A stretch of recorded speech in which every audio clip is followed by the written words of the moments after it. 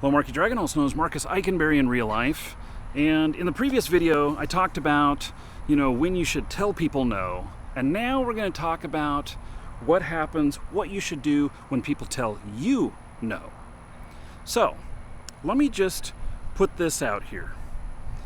When you're a kid and you say, "Can I have a cookie?" Mom says no. You just kind of accept it. You might say why, and you get the answer because, or whatnot, these kinds of things. Well, think of yourself now as an adult and how those kind of answers are really inappropriate.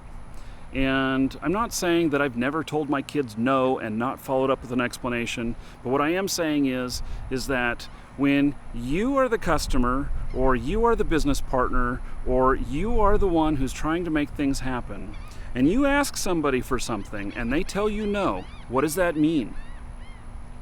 So, it means that they don't want your business. They don't want to deal with you, especially as an entrepreneur. You and I both know that as an entrepreneur, you believe that all you have to do is figure out how to make it happen, and you can make it happen. It's that total optimism. And a no is just a total block on that. And it's offensive. So, what is it? What should happen instead of the word no then? Well, I can tell you. And that is that I tell people the first time that they tell me no, I ask them, okay, well, I understand that you think it's not possible, but tell me what it would be, what it would cost, what it would require, or whatever, to turn that into a yes. And if they're very resistant to that and not willing, then maybe it's time to walk away. Maybe it's time to just say, this isn't working. This isn't going to happen.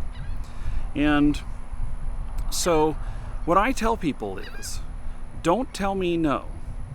I want you to tell me exactly what, you may think it's not possible, but I want you to tell me exactly what the repercussions of it will be, what the cost will be, what the resources will be, whatever. I always want you to give me a yes. And I train people to speak to me that way because I believe that anything is possible. All I have to do is just figure out all the pieces on how to make it work. And it's up to me to say no. So, I come to you with a grand scheme about how we're going to do this and make internet millions or whatever, and you think that it can't work. You're going to tell me no? Hope not. I hope you tell me what you think it'll really do to make it happen, and then let me decide and say, you know what, these are not within my resources, it can't be done at this time.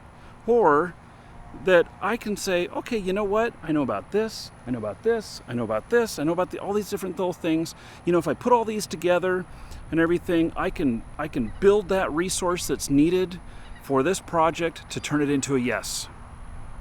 And so then what you have here is something that you thought was no, that actually is possible. It's just that, you thought it wasn't.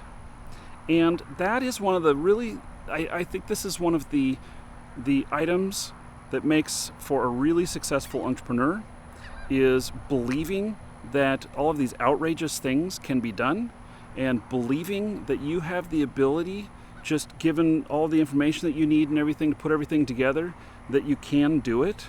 And it's because you can. And, it doesn't matter what anyone says on anything. There are a lot of really crazy projects that have happened out there. Think of the moonshots.